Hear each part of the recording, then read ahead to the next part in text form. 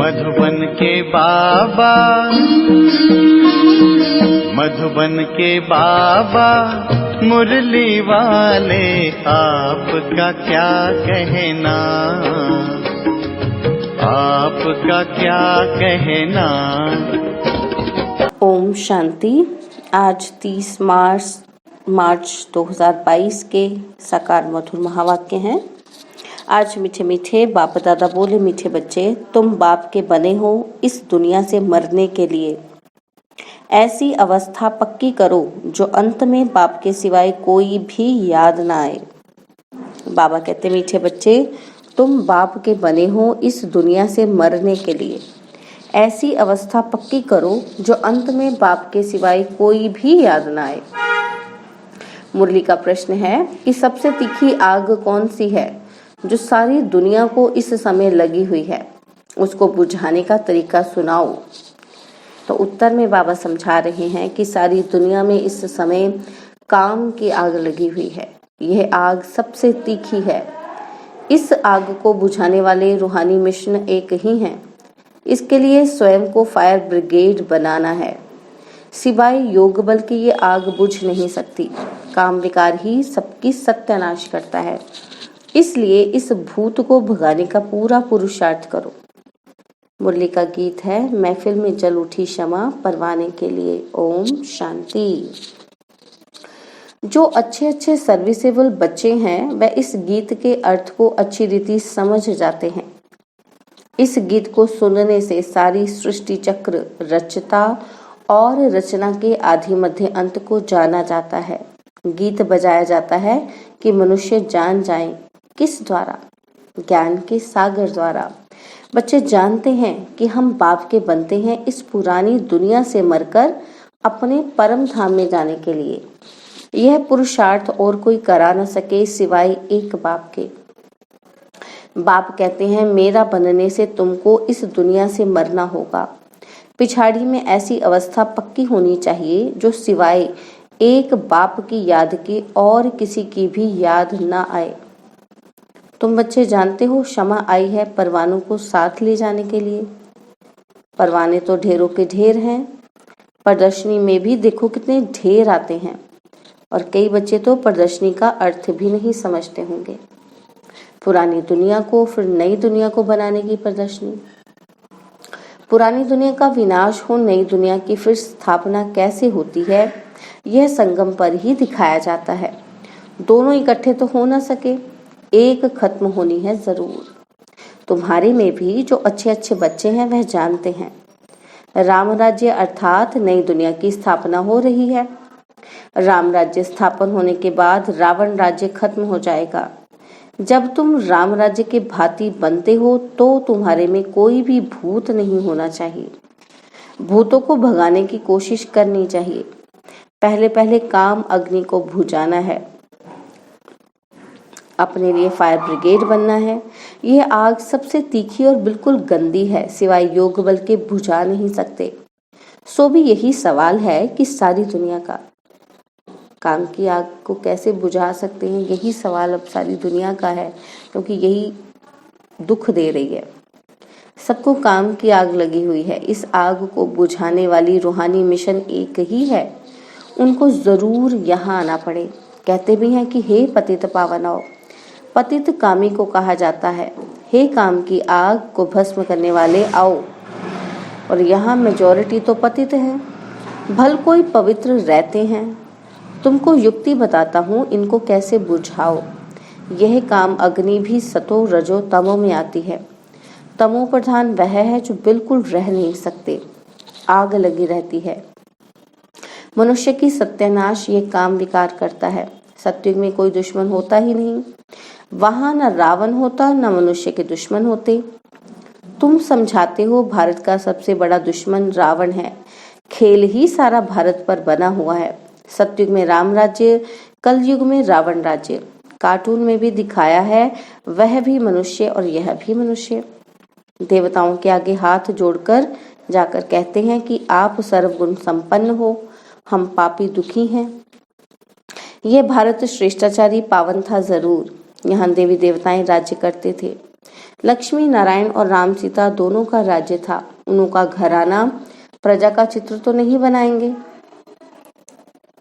अब बाप कितना सहज करके समझाते हैं, समझाकर फिर कहते हैं कि बुद्धि में धारणा होती है ना, जैसे मेरी बुद्धि में धारणा है। झाड़ ड्रामा की नॉलेज हमारे पास है, इसलिए मुझे ज्ञान का सागर कहते हैं। सृष्टि के आदि मध्य अंत का ज्ञान मेरे पास है। मुझे पवित्रता का भी सागर कहते हैं। पतित पावन भी मुझे ही कहते हैं, जो आकर सारे भारत को पावन बनाते हैं। यह है राजयोग और ज्ञान। बैरिस्ट्री पढ़ते हैं और उनको कहेंगे बैरिस्ट्री योग, क्योंकि उस पढ़ाई से ही बैरिस्टर बन जाते हैं। ये बाप कहते हैं, तुम बच्चों को आकर राजयोग सिखाता हूँ। राजाएं भी सब भगवान को याद करते हैं। भगवान से क्या मिलेगा? जरूर स्वर्ग का वर्षा मिलना चाहिए। तुम सबसे पूछते हो कि परमपिता परमात्मा का परिचय है। वह बाप रचयिता है तो जरूर स्वर्ग रचता होगा, और स्वर्ग की राजाई देते हैं जो हम बच्चों को मिली थी। अब नहीं है, फिर से ले रहे हैं, जैसे कल्प पहले भारतवासियों ने ली थी, अब फिर से भारतवासियों को लेनी है। तुम बच्चे भी पूछते हो, चलेंगे बैकुंठ? भगवान से नई दुनिया का वर्षा लेंगे? भारत को ही वर्षा मिला था, अब नहीं है तो और कोई को मिल न सके, क्योंकि भारत ही भगवान की जन्म भूमि है। तो चैरिटी बिगिंस एट होम, यहाँ वालों को ही देंगे। परंतु बहुत बच्चियां समझा नहीं सकती हैं। बहुत बच्चों को साक्षात्कार भी कराते हैं, दिखाते हैं तुम बैकुंठ के प्रिंस प्रिंसेस बनते हो। यह है ही मनुष्य से प्रिंस बनने की पाठशाला। प्रिंस बनना व राजा बनना एक ही बात है। यह साक्षात्कार होता है कि पुरुषार्थ कर ऐसा बनो। बाप की श्रीमत पर चल पुरुषार्थ करो। सिर्फ कृष्ण को देखा ये कोई बड़ी बात नहीं है। ऐसे तो आगे बहुत देखते थे, फिर चले गए। साक्षात्कार हुआ फिर पढ़ते नहीं हैं, ऐसा बनते नहीं हैं। इतना पुरुषार्थ नहीं करते, क्योंकि भूतों का वार है। देह अभिमान का कड़ा भूत है। बुद्धि में रहना चाहिए कि खेल पूरा होता है। हमने 84 जन्मों का पाठ पूरा किया। अब हम यह चोला छोड़ता हूँ। यह भी सिर्फ याद पड़ जाए तो अहो भाग्य, खुशी का पारा चढ़ा रहे। अब हम जाते हैं वापस मुक्ति धाम में। यह किसी की भी बुद्धि में नहीं बैठ सकता। भल सन्यासी हैं, वह कहते हैं कि हम शरीर छोड़ ब्रह्म में लीन हो जाएंगे, परंतु तत्व को याद करने से विकर्म विनाश नहीं होंगे, तो जा कैसे सकते हैं? ले जाने वाला है ही एक राम, सभी बच्चों को ले जाएगा। आप पे ही तो कोई जा नहीं सकता। पुरुषार्थ करते हैं क्योंकि इस दुनिया में रहना अच्छा नहीं लगता। कोई फिर कहते हैं कि हम इस नाटक में आए ही नहीं। अनेक मतांतर है। गुरु गोसाई आदि करोड़ों की अंदाज में है। सबकी अपनी अपनी मत है। भल कहते हैं कि आपका ज्ञान बहुत अच्छा है, बाहर गए और खलास। आते तो बहुत हैं, परंतु उनकी तकदीर में नहीं है। इतना मर्तबा छोड़कर आवे, यह नहीं हो सकता है, इसलिए गरीब ही उठाते हैं। यहाँ तो आकर बच्चा बनना पड़े। कोई सन्यासी गुरु इतने सब फॉलोअर्स को छोड़ावे, बड़ा मुश्किल है। सो भी ये प्रवृत्ति मार्ग मेल फीमेल दोनों को इकट्ठा रहना पड़े।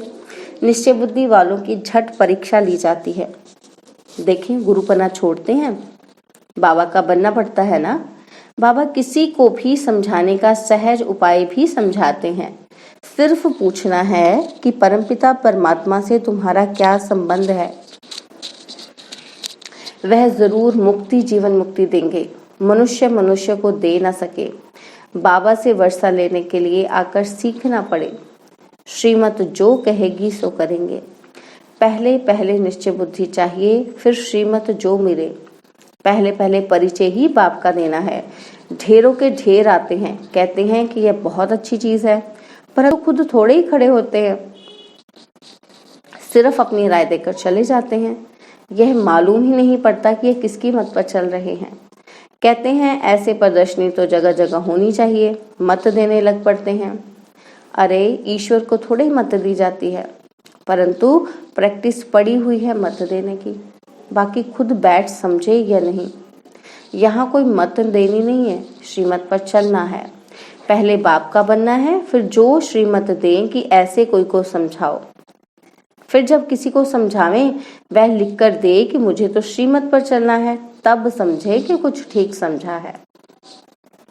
आते तो ढेर है, परंतु अच्छी तरह समझते नहीं हैं, ज्ञान के मतवाले बनते नहीं। इस समय सब है भक्ति के मतवाले, जप तप पाठ आदि सब भक्ति के लिए करते हैं। भगवान कहते हैं कि आधा कल्प तुमने भक्ति की है भगवान से मिलने के लिए। सब भगत ठहरे, भगवान तो एक ही है। एक को ही कहते हैं पतित पावन, तो खुद भी सब पतित ठहरे। ये है रावण राज्य, इस कल्प के संगम का ही गायन है। कल्प के संगम युगे युगे बाप आते हैं। सतयुग है कल्याणकारी स्वर्ग और कलयुग है अकल्याणकारी नरक। रावण है अकल्याणकारी और राम है कल्याणकारी। यह नॉलेज बच्चों की बुद्धि में टपकनी चाहिए, ओना रहना चाहिए कि जाकर विचारों का कल्याण करें। कोई कोई में ऐसी खामी है जो उनसे सब हैरान हो जाते हैं। कहते हैं बाबा फलाने में ये अवगुण है। बहुत समाचार आते हैं, बाबा का कहना है समाचार दो तो सावधानी मिले। कोई अवगुण होगा तो सर्विस कम करेंगे। आजकल पढ़े लिखे विद्वान पंडित तो बहुत हैं, वह बहुत तीखे हैं। कच्चे बच्चों को का तो माथा ही खराब कर दें, इसलिए तीखे तीखे बच्चों को बुलाते हैं। समझते हैं ये हमारे से होशियार हैं। प्रदर्शनी से भी बाबा समाचार मंगाते रहते हैं। कौन कौन अच्छी सर्विस करते हैं, इसमें बड़े होशियार चाहिए। कोई बोले तुम शास्त्र आदि पढ़ते हो, बोलो यह तो हम जानते हैं, या वेद शास्त्र जन्म जन्मांतर सब पढ़ते आए हैं। अभी हमको बाबा का डायरेक्शन है कि कुछ और नहीं पढ़ो, मैं जो सुनाऊं वह सुनो, मेरी मत पर चलो, मुझे याद करो तो विकर्म विनाश होंगे। अभी मौत सामने खड़ा है, मैं आया हूं तुमको ले जाने के लिए। मैं तुम्हारा बाप हूं, तुमको मुक्ति जीवन मुक्ति दूंगा। हर एक को ड्रामा अनुसार पहले मुक्ति में जाना है, फिर जीवन मुक्ति सतो प्रधान में आते हैं। इसलिए कहा जाता है सर्व के सदगति दाता सर्वोदया। सर्व में सारी दुनिया आ जाती है। सर्व माना सारी दुनिया का बाप समझाते हैं। वह सब है अल्पकाल हद की सर्विस करने वाले। बेहद का सर्वोदया लीडर तो एक ही है, सारी विश्व पर दया कर विश्व को बदलने वाला है। तुम जानते हो बाबा हमको विश्व का मालिक बनाने आए हैं। एवर हेल्दी वेल्दी बन जाएंगे, परंतु इतना भी किसी को बुद्धि में नहीं बैठता। 2 अक्षर भी बैठे तो अच्छा है। हम भगवान बाप के बच्चे हैं, भगवान से स्वर्ग का वर्षा मिलना चाहिए। मिला हुआ था, अब नहीं है, फिर मिल रहा है। बाप कहते हैं मुझे याद करो, वर्षे को याद करो। 1-2 को यही मंत्र दो कि मैं तुम्हारा बेहद का बाप हूँ। धर्म स्थापना के लिए धक्के तो खाने पड़ते हैं। बुद्धि में ये रहना चाहिए कि अब नाटक पूरा होता है, बाकी थोड़ा समय है, जाना है अपने घर, फिर हमारा नए सिरे पाठ शुरू होगा। यह बुद्धि में रहे तो बहुत अच्छा। तुम बच्चों के कदम कदम में पदम भरे हुए हैं। बड़ी जबरदस्त कमाई है। खुद भगवान कमाई करने की राय देते हैं। राय पर चलने से स्वर्ग में तो पहुंच जाते हैं, परंतु स्वर्ग में भी फिर ऊंच पद पाना चाहिए। यह कमाई है चुपचाप करने की। कर्मेंद्रियों से कर्म करो, परंतु दिल साजन की तरफ हो, बस बेड़ा पार है। बड़ी जबरदस्त कमाई है। बाप की सर्विस में रहने से ऑटोमेटिकली बहुत आमदनी होती है। अच्छा, मीठे मीठे सिकिलदे बच्चों प्रति माता पिता बाप दादा का याद प्यार और गुड मॉर्निंग। रूहानी बाप की रूहानी बच्चों को नमस्ते। हम रूहानी बच्चों की रूहानी बाप दादाजी को दिलवाजान सिकवा प्रेम से नमस्ते। ओम शांति। प्यारे बाबा, मीठे बाबा, मेरे बाबा, शुक्रिया बाबा, शुक्रिया बाबा, शुक्रिया बाबा। धारणा के लिए मुख्य सार है। पहला पॉइंट है, अब ये नाटक पूरा हुआ, हमें वापस मुक्ति धाम में जाना है। इस खुशी में रह पुरानी देह का अभिमान छोड़ देना है। और सेकंड पॉइंट है, एक बाप की मत पर चलना है। बाप को अपनी मत नहीं देनी है, निश्चय बुद्धिपन बाप की जो श्रीमत मिली है उस पर चलते रहना है। और बाबा ने आज वरदान दिया, भिन्न भिन्न स्थितियों के आसन पर एकाग्र हो बैठने वाले राजयोगी स्वराज्य अधिकारी भव। भिन्न भिन्न स्थितियों के आसन पर एकाग्र हो बैठने वाले राजयोगी स्वराज्य अधिकारी भव। राजयोगी बच्चों के लिए भिन्न भिन्न स्थितियां ही आसन है। कभी स्वमान की स्थिति में स्थित हो जाओ तो कभी फरिश्ते की स्थिति में, कभी लाइट हाउस माइट हाउस स्थिति में, कभी प्यार स्वरूप लवलीन स्थिति में। जैसे आसन पर एकाग्र होकर बैठते हैं ऐसे आप भी भिन्न भिन्न स्थिति के आसन पर स्थित हो वैरायटी स्थितियों का अनुभव करो। जब चाहो तब मन बुद्धि को ऑर्डर करो और संकल्प करते ही उस स्थिति में स्थित हो जाओ, तब कहेंगे राजयोगी स्वराज्य अधिकारी। स्लोगन है, वफादार वह है जिसे संकल्प में भी कोई देहधारी आकर्षित ना करे। वफादार वह है जिसे संकल्प में भी कोई देहधारी आकर्षित ना करे। ओम शांति। और अब यह एक बहुत अच्छी वीडियो भी जरूर देखें।